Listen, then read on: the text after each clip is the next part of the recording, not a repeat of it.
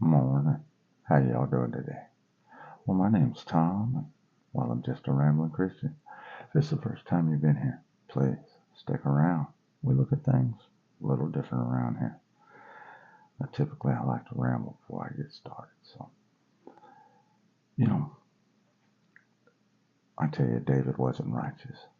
David cuts the head off Goliath, the Philistines, and they profane God, the Philistines, and that's the Jews. Because David is Palestine fighting against them, right? And David fights the Philistines. So, but, it says David danced naked before the Lord. Now, let's understand that I tell you, naked is in the spirit. It's without a garment.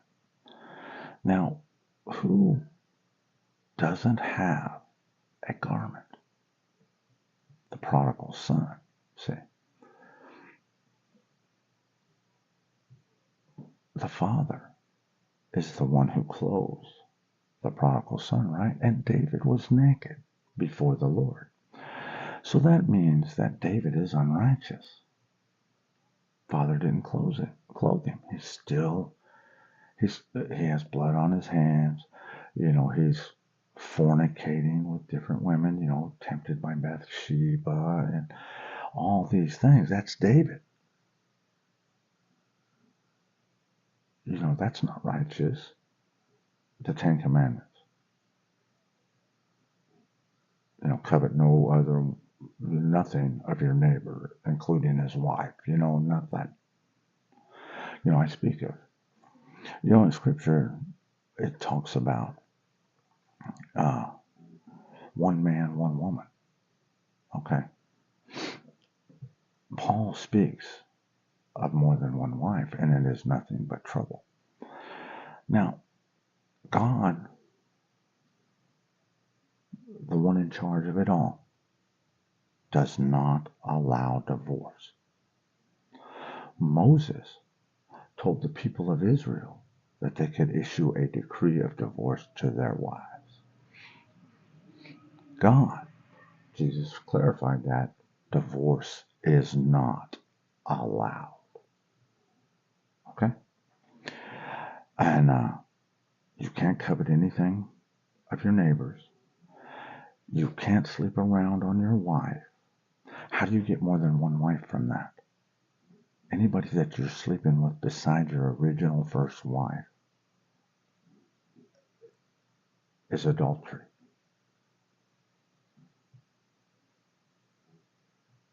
Right?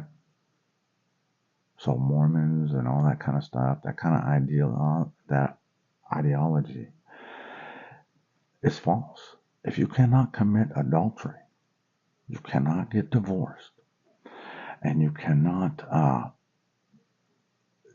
even look at or think about another woman other than your wife. How can you be looking for a second one? Right? It's just that simple. One man, one woman. Both in here and out here. Right? That's God's law strictly. That's what it says. We don't. I get accused of, picking and choosing, or changing the definitions and the meanings of, Scripture and what it's been and all this kind of stuff, all throughout time. So, I give you truth. I give you exactly what's written on the page. And we do this, and this is the way I did my walk. I believed it at the level in which I was. I was still a slave. You know what I'm saying? We have to hallow the Lord of this world. There is no other option. If we've been called to this book, now I tell you, There are beautiful souls that are completing this without ever even touching it. Each one of us is called for a particular purpose to this book. It's not a call of randomness. Jesus says, I call you by name, and I know whom I call. So it's not a call, a willy-nilliness of, oh man, I just think I need Jesus today. See, those are the fools. If you weren't called in the Spirit to this book, you have placed yourself under this book, totally by yourself. No call, no nothing, no requirement for you to ever have this book to leave. That's one of the things that Church Israel and Islam and all that, they don't tell you. They don't tell you truth within their own books. They don't. But there are people, and Romans backs this up, that they're a law to themselves. It says in here that God's people, the ones he calls, are committed to disobedience and corrupt from the womb. They hide behind the Lamb. They have wooden idols. Well, the ones that hide behind the Lamb are Abraham. The ones with wooden idols are Christians. And the other ones just want to kill everybody. They're supposed to go against those disobedient to God. The birds of the air are not disobedient to God. Neither are the beasts of the field. God controls both good and evil. When you're called to this book, you're held on a law, under a law. Islam is held under a law to go against those who profane God. David, he cuts the head off Goliath. Goliath would be Judaism, the cursed fig tree. And David fights Philistines. See, that's, Christians are Israel in the spirit, trapped in Babylon, and they're playing the harlot too. So, we have to realize that. This book is playing out right before our eyes. I tell you, this is spiritual. Noah is the spirit who gathered people. Moses built an ark. David brought the ark to Jerusalem. Solomon was allowed to build the temple for the ark. And then, bam, we're right on back to disobedience. After everything was taken from us that we had. God has been good to us. We are the people that God was good to here. The ones who claim to be Christians today. You are these descendants. God has done all this for you. Today. Not yesterday. This day.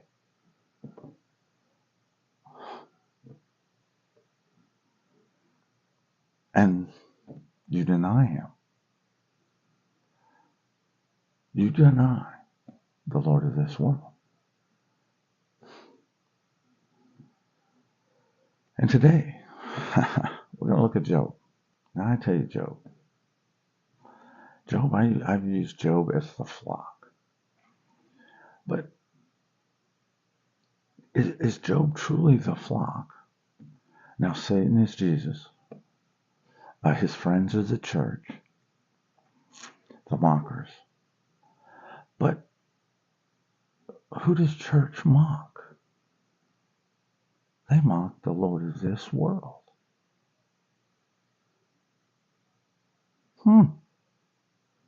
So today when I'm looking at this, I want to look at Job as the Lord of this world.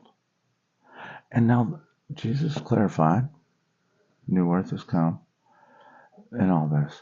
But it also, and we're going to hit some Gnostics after Thomas and everything, but we'll come across in there where it says that this has been going on for aeons.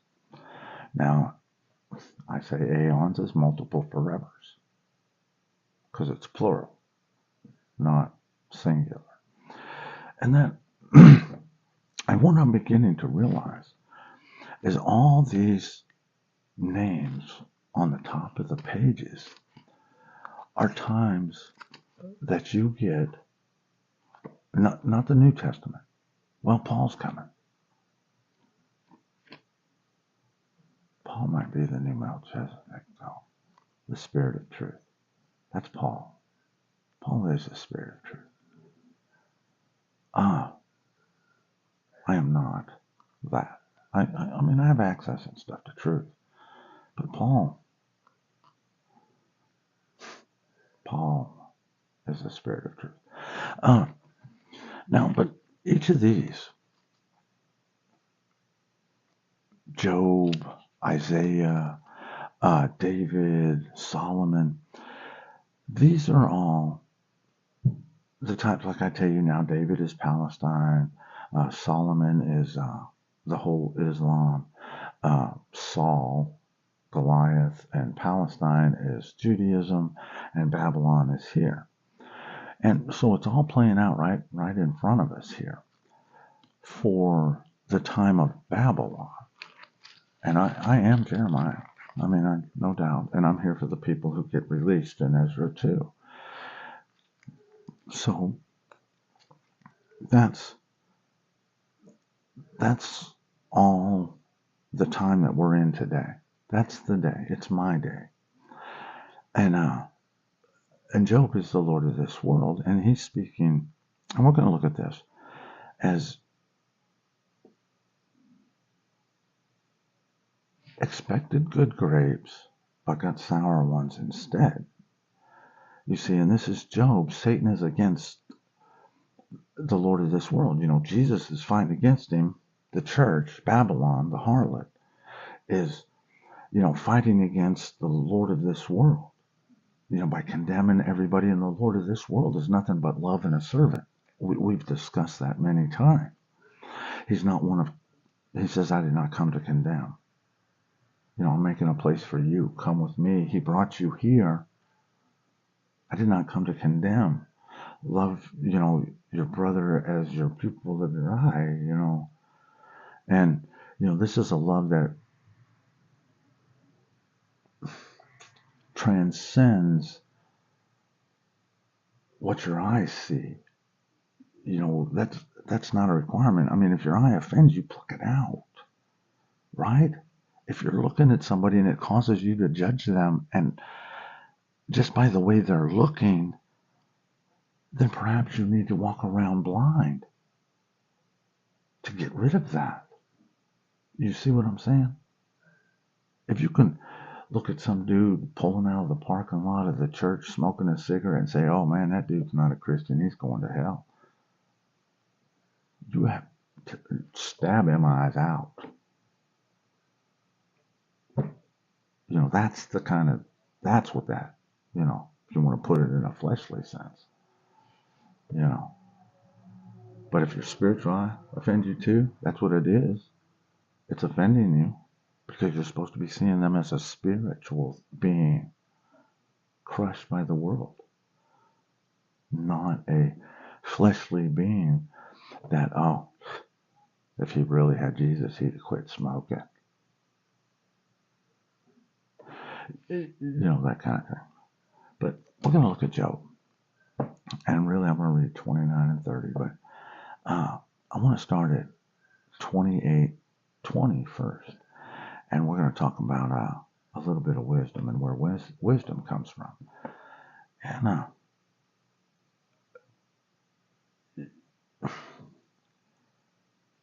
wisdom, I tell you, sometimes it makes a wise man can really be a fool because we start to believe that It's like it says in the right in Derdecus, he stood up and thought he was just the only one. There was none higher than him. That's wisdom. That's like Martin Luther, King James, all these guys who thought they knew more than everybody else. And everybody else played into that. Good luck with that. I'm going to top off my coffee first, but we're going to look at this Job, all right? Now, all right, let's look at this wisdom thing. Now, I'm not going to do the whole thing from 28 because it's like gold, blah, blah, blah, blah, blah. But this is where it comes from. It says, whence then comes wisdom? And where is the place of understanding? It is hid from the eyes of all living. That's why, that's why it says so much in here to seek, because it is hid here. Now, and concealed from the birds of the air, the flock. They have to, they just come and go. Like I said, Abaddon and Death say, we have heard a rumor of it with our ears. Now, I tell you, Hananiah's death. Well, the other dudes. God understands the way to it, and he knows its place. And he looks to the ends of the earth and sees everything under the heavens. Now, this is what I speak about, why he's the only judge.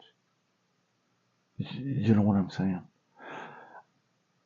You don't understand the length of your life.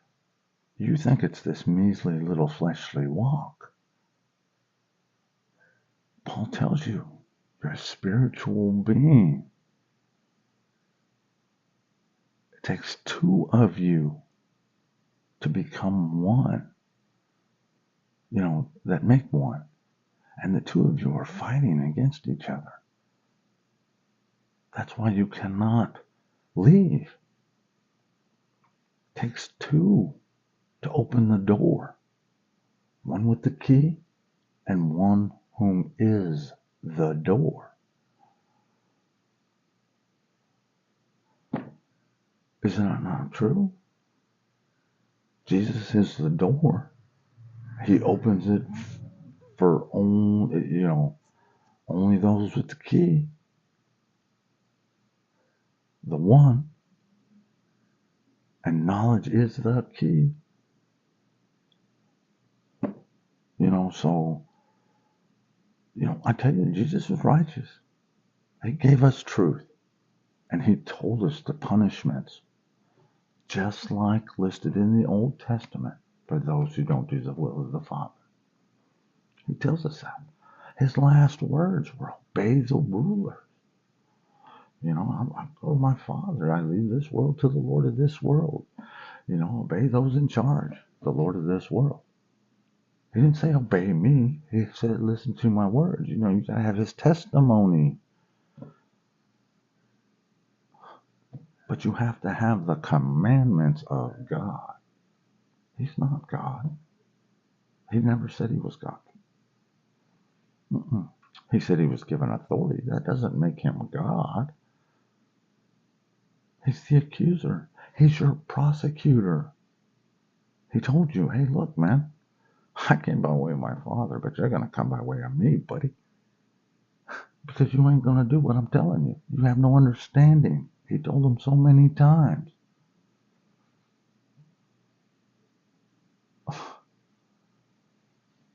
That's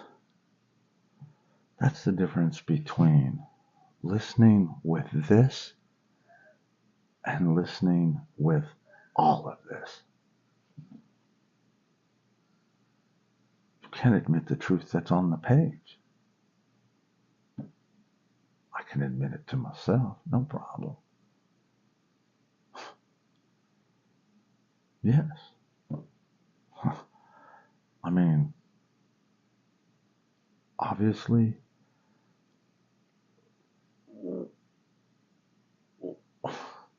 it's right here in front of our faces how we can fix ourselves. That's why it says pull our plank out before we do anything else. pull the plank out our eyes. And you think pulling the plank out your eyes is roasting marshmallows for an eternity over a whole bunch of dead people.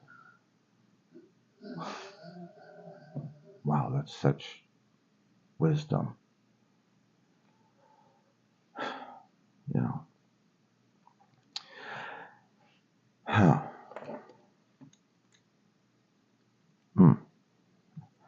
When he gave to the wind its weight, that's those spirits that are within inside of that he's gathering. And he meted out the waters by measure. When he made a decree for the rain and a way for the lightning of the thunder and the thunder. When he saw it and declared it, he established it and searched it out. And he said to man, behold, the fear of the Lord, that is wisdom. And to depart from evil is understanding. Now let me make something perfectly clear. The reason why I went in and told my boss that I was going to take the Sabbath off, and and that I was going to quit if he didn't, is because my father, I put him first. I feared the Lord. He said, everybody dies. I don't want to die. Not like that. I don't want to just be, what I thought was just never rise again and, wouldn't get to my spiritual home. So I followed it. Same thing with the clean and unclean foods. I followed it through fear. Sure did. I didn't want to be cast off into the pit, man. The burning fiery pit that Christians want to put everybody in. But I followed the law, which was a spiritual law. But I've never committed murder. I don't cheat on my wife and that kind of garbage. I don't steal. No. I've been stolen from too many times to take somebody else's stuff. But, and things of this, and I covet nothing of my neighbors. I don't. I mean, more blessings to you if you have more than I. But truly you don't. Nobody has more than I. I'm blessed above all others. I believe that truly. I have everything I ever wanted in my life. I want nothing else. I am good. So nobody can have more than me. I've got it all right here. That's to depart from evil is understanding. Like I say, without love, you wouldn't be here. And you're just so willing to throw everybody else in the pit. And you were hauled out of it, through love, mercy, and understanding. That's sad. You were saved from Egypt, the pit, death, brought back to life, given a second chance. Well, many, many chances to come. And you deny. 10 little bitty rules. 10. Well, it's one command. It's just one command. That's why you can't if you break one, you break them all. If you take one out, you've taken them all out. It's just that easy. And those are what you'll be held accountable to. I am not judge of anybody. Nope. I don't even judge myself. No. I recognize who's been judged. I know who's been judged because that's the call. Yeah. So, other than that, whatever's going on around me, man, my Father sees to the ends of the heavens, buddy. The ends of the earth, the ends of the heavens. But you cannot understand that kind of magnitude. I can't. Job can't. Job's the dude in charge. Like I tell you, the Lord of this world is not God. Is not what would be considered the spirit of it all. God is outside of time. The Lord of this world, he says, I'll put one like you in charge. So that's a man. Jesus is the son of man. Adam, Eve. These are people who have died. Okay? Everybody here has died, including the dude in charge. It says so in Revelations, in case you need to read that. I think it's like first, second chapter.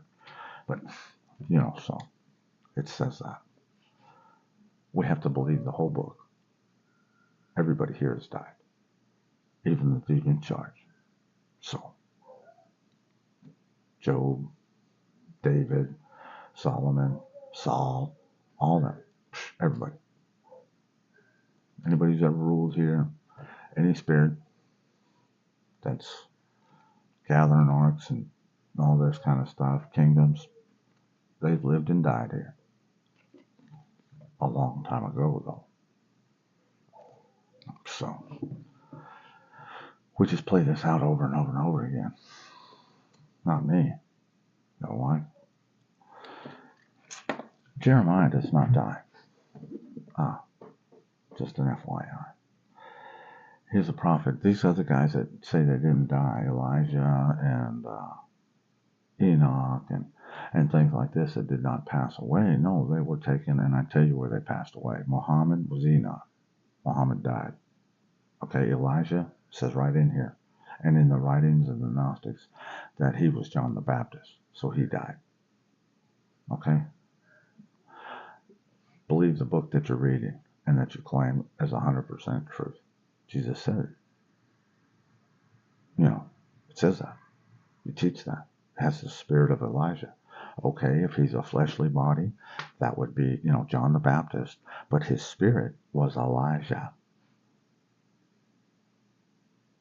the dead Elijah, that was captured in the whirlwind, the four winds, and brought to a new time and dropped off, just like you in a new earth,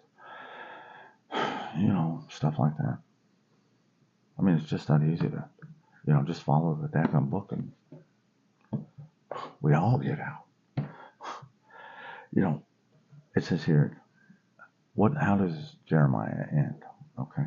After some decades of imprisonment, the king of Babylon releases him, shows him favor, and invites him to eat at the royal table for the rest of his life. Now let's make it perfectly clear. Jeremiah does not do that. I go home, man. That's what I want to do. I want to go home. I am offered to sit there.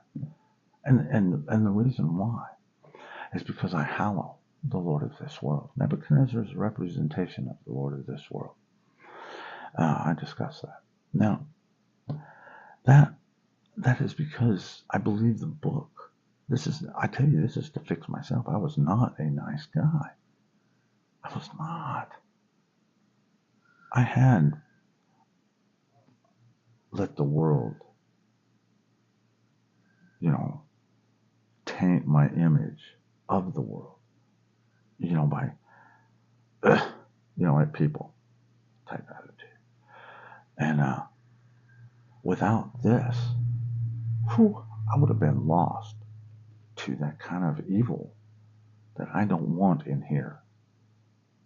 I am ashamed at what I thought of my fellow people before this book told me that it's, and showed me that it's just the pain and suffering that this world uses to bring us to the Father. All my pain and suffering, every mistake I ever made, every time the Father corrected me, whether I knew it or not, was a blessing to bring me to just love. To where I could just blanket love. I don't care no more. I really, truly don't, man. Because, like it says, to the ends of time, for all I know, each and every one, he has a plan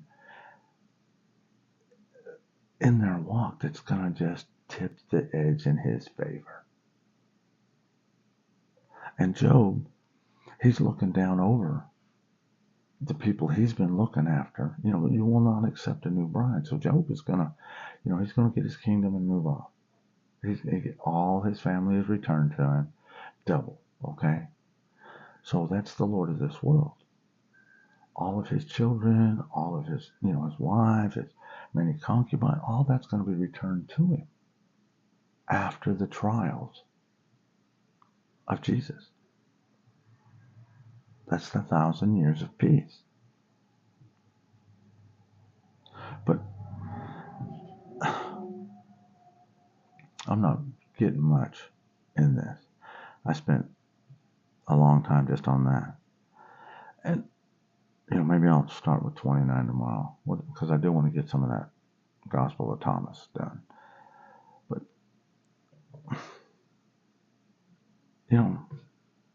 fear of the Lord. Church has no fear because they hide behind Jesus, see? And the only time you're going to have fear is when you actually take the time, the effort to truly stand with your whole heart in front of your Father. You don't fear your brother. It's like I said, your brother's not going to clothe you. He's not going to whoop you. He's not going to correct you. He's going to let you do whatever you want. And that's what playing the harlot is, doing whatever you want. You see? And that's not your Father. Your Father has rules. Your Father has, correction in mind until we wake up and say, you're right, I was wrong. Just that easy. You're right, Father. I'm wrong. Can't find anybody wrong in church anymore. They're all perfect. Give me just a moment. That's the last in Jeremiah. After Nebuchadnezzar asked me. Now, there is rumor that I went to and was stoned to death. But,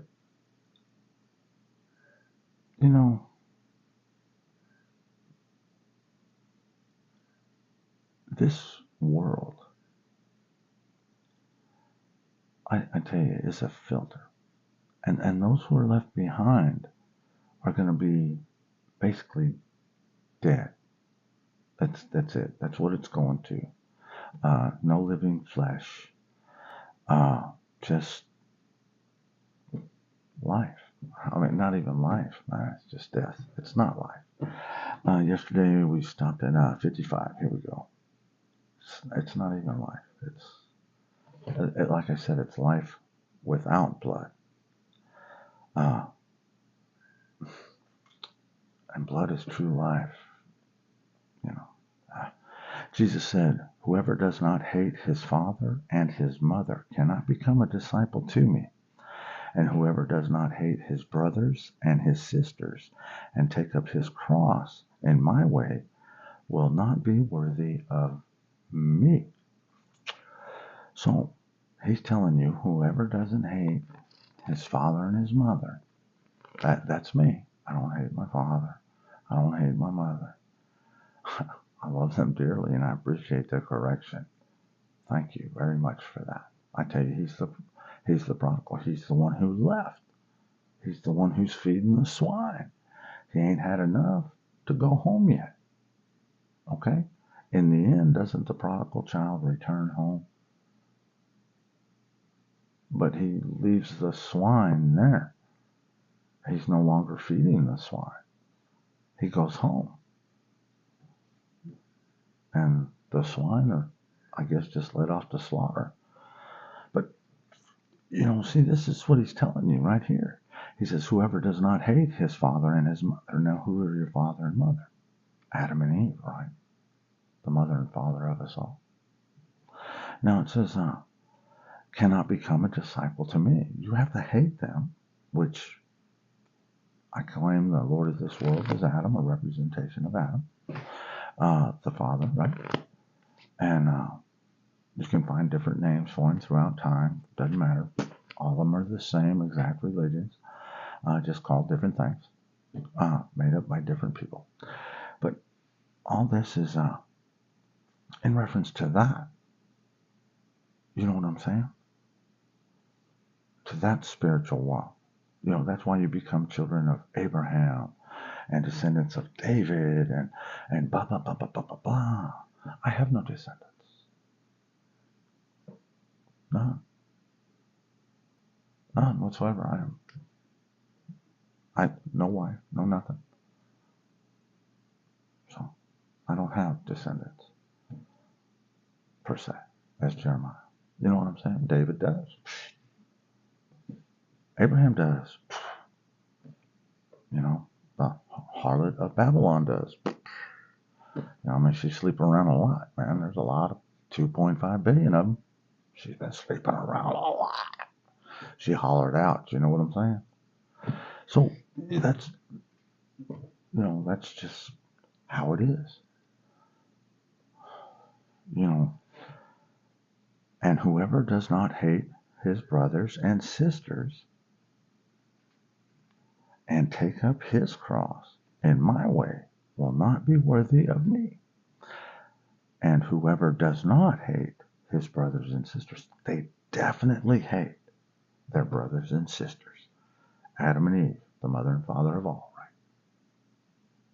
No, they're the children of Abraham. That's what they claim.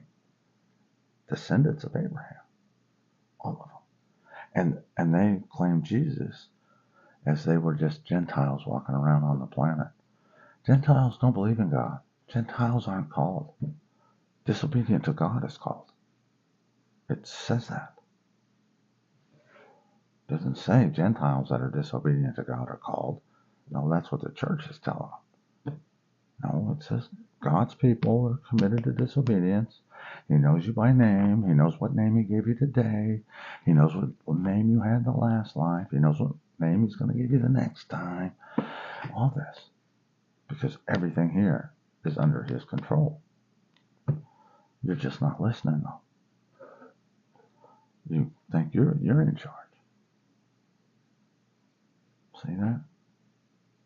You think it's a good thing to go with Jesus. That's the requirements to go with Jesus. You have to hate leave your mother and father. Whoever does not hate his father and mother cannot become a disciple. Now, I tell you, God is all love. I have no hate for no one. I would never judge another. I have too much truth now, and I would be ashamed to even think I could. That's, I told you judgment's bothered me, but I just trust my Father has a plan. That's all I can do. Because I want everybody to go. And obviously he's got some plan that he's working on. It's all around us, his whole plan. It says so in here. To bring all to him. I could believe it even says that in there. Eventually all will kneel before him, right? So this is not a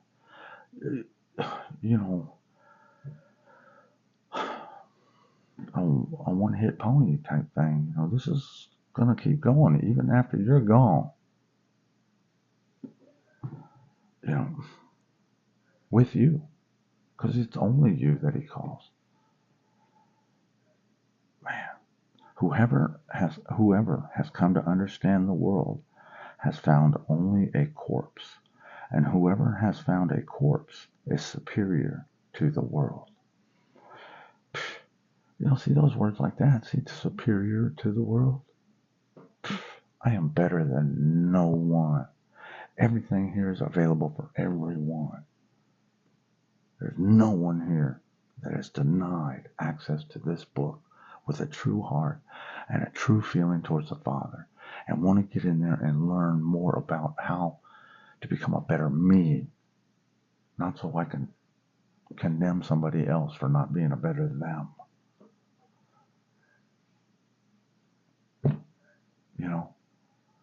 How can I be better? Make me better. I don't want to condemn nobody. I'm not giving no kingdoms. That's because I don't want one. You know, peace does not come with wanting more. It doesn't. If I think there's something I need, I'd be anxious till I got it, I guess. Or it won't. If I need it, I'm going to go get it. If I want it, I really don't want much. Or anything, really. But superior to the world. No, that's not truth. It's not about who's better than the other. See, that's the evil of the world. That I'm better than you. I'm better than you. I'm going to shine wider, because church talks about that. Even here in church, there's going to be some that shine brighter than others when you get up there in heaven and things like this. I wish to say, that's judgments even within yourselves. Instead of we're all the same, we'll all get the same reward. No, each one of us going to get a better reward. I'm going to get better than him. Oh, I'm going to get better than him. That's how petty it gets. You not only want to judge the world, but you want to judge your own righteousness within yourselves. That's self-righteous. I've heard it come out of their mouths. Come on, man, pop on any TV preacher.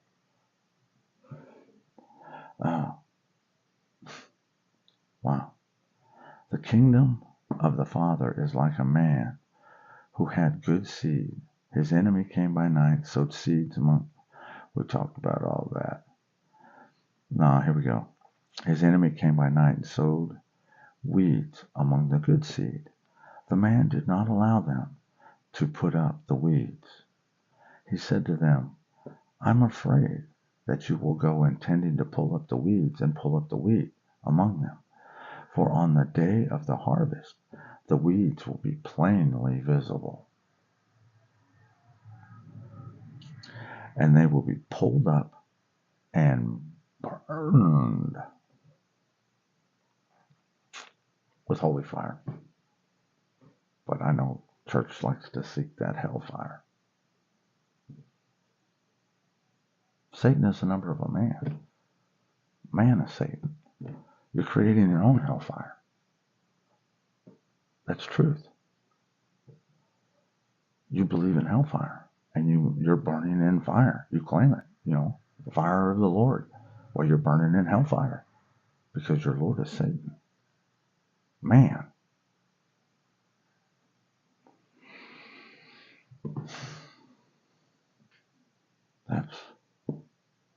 That's another, taking the whole thing into account. Blessed is the man who has suffered and found life. Jesus said, take heed of the living one while you are alive, lest you die and seek to see him and be unable to do so. The living one. There's only one living one, and that's the spirit inside of you. Flesh is death. Living is that spirit inside. It lives for an eternity. You don't. Remember that.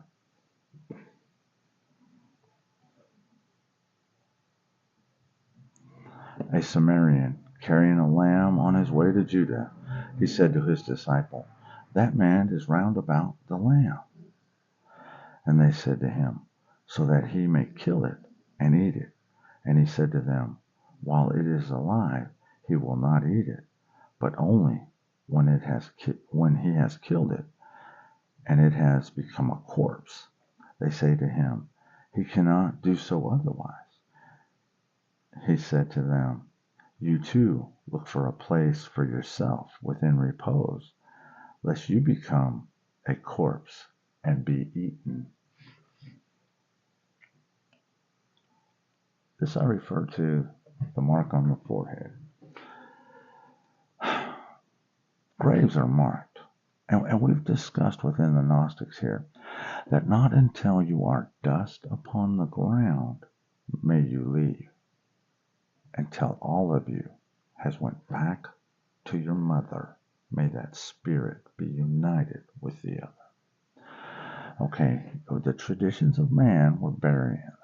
And you put a cross, a Star of David, of one form or another, crosses and all that, crosses throughout the ages. Any of those kind of symbolisms are the marks on your tombstones, on your foreheads. These are the convictions in which you have and were buried. When it talks about this, when a corpse can be eaten, and it even says in there, until all that goes, you will be just a wraith within that, a spirit trapped within that domain of the holy ground, the streets of gold between the tombs. That's your New Jerusalem. But you'll be trapped within those streets of gold and in the courtyard. So when that happens, you're still just a spirit trapped. I won't go. I don't do funerals. I don't do cemeteries. I don't. Because I literally know spirits exist and I can see them. I discussed it here. So, I know these people, if that's what I'm getting from the Gnostics and the Bible, I have to take that into account because I've seen them, truly. And that's how I know hell exists. I know that. If the two of you cannot become one of you is left behind. And that is the spirit leaves. Flesh, the worms eat him, but he does not die. Right? So that means that whole time, your spirit needs to attach to that Holy Spirit to get out of here. I tell you that. You're hoping to be included in the salvation of the saints. That's what Paul says. So I have to believe that too. You know what I'm saying? You think about that. The worm shall not die. And that's the one getting stuck in the ground. The spirit don't stay. Spirit's gone. That's what I see when they leave. I saw it on my grandfather. I didn't know. I asked. I didn't know. But, that's the eating thing. You're going to be there that whole time. That's why the pharaohs, they embalmed themselves like that, believing that they would, but the pharaohs were unrighteous, right? And God locked them away, right? They released all them pharaohs when they destroyed them mummies down to nothing. They did that. They didn't understand the spirituality in which this world runs on. It's not a fleshly world. I tell you, the land of the dead is only solid if you're standing in it. And you're standing in the land of the dead. We are all dead. You don't understand that. That's why I tell you this book is written by spirits for spirits. We're the spirits.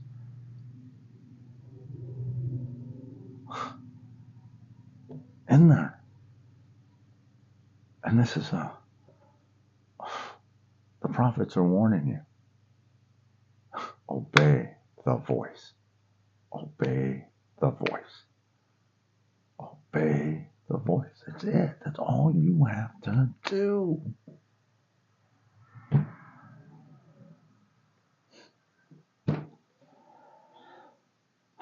Jesus said, two will rest on a bed. The one will die. The other will live. You see that? That's the two here, right here. Laying in your bed. You haven't become one.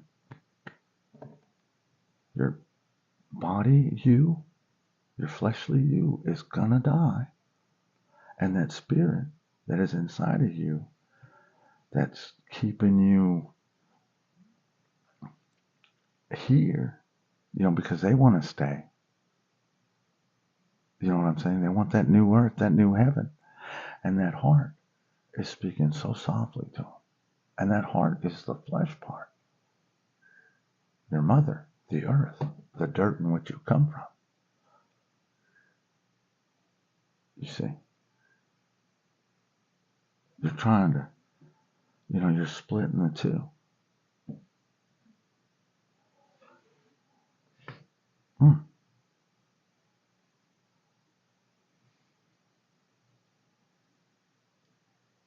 Salome said, "Who are you, man, that you, blank, have come up on my couch and eaten from my table?" Jesus said to her, "I am he who exists from the undivided. I was given some of the things of my Father. I am your disciple." A couple of blanks in there. It says, I was given some of the things of my Father, blank. I am your disciple. And those are in quotations and then blanks with. Now, listen to this. I am he who exists from the undivided. Now, the undivided is the first to rise in death, the Lord of this world. Okay? The undivided was the original Adam. Okay? The second Adam was divided. That's this book. I tell you, you're the descendants. This is Adam the descendant. They're not Adam and Eve. They're called something else. Oh, man, I know their names. But it was Adam, but it was two Adams. But Lily and, Eve are two separate. Adam and Lily are the first. Adam and Eve are the descendants of that. I am from the first. Whole, once again. And actually, my other half can hear me speaking without talking. It's getting so close, man. It's so close. We're speaking each other's words now. It's just more than we ever did. We commented on it yesterday. We both noticed, man, we've just been it's been, I was given some of the things of my Father, myself included, and Hananiah included, and all the prophets too. We are all given a specific thing. Here, eat these words.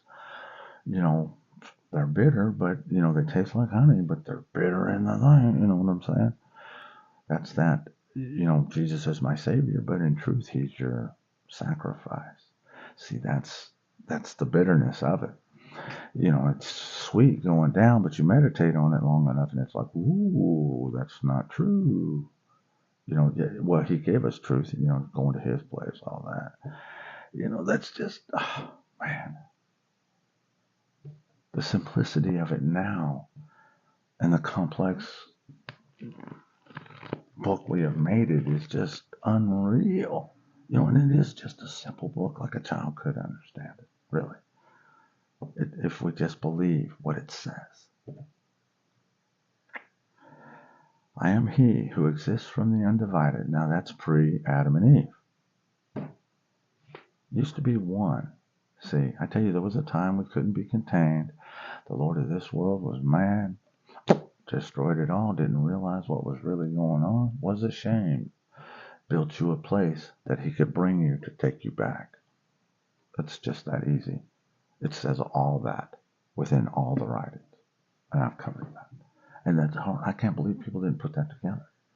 Man, those writings literally say that. You know, after he destroyed everything, he looked upon the waters and saw, you know, and was ashamed. And, well, he's trying to get up, raised himself up, trying to get home. Man, Jesus said, therefore I say to you, if he is destroyed, he will be filled with light. But if he is divided, he will be filled with darkness. That's that. When you go back to the earth, you will never be, like I say, I'm Tom and Jeremiah. I will never be Tom again. Tom would die. Jeremiah would continue on. He truly would. He's immortal. I'm not the immortal one. Truth. But I listened to him when he instructed me on the words. You know, he showed me truth. He would be considered my father. My mother's the Holy Spirit, the one who, for everybody. But that's, you know, that's what would be considered my father. My conscious thought is Jeremiah.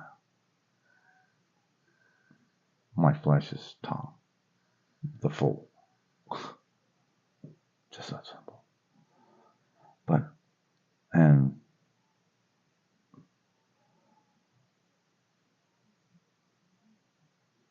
it's the same in everybody. If you've been called, this is you. You're the same as me. You are too. You got to be one. It doesn't say everybody. It says God's people. Well, God's people descend from Adam and Eve. They're two. They have not accepted any kind of spiritual awakening at all. It's concealed from them. They have none. It says in here that God gives you His Spirit. His Spirit is Eve. Okay? It's just that easy. Yeah. So that's who you got to become one with, is Eve. They don't have that. May the Holy Spirit guide you. May God, the Father, the Creator of us all, protect your soul.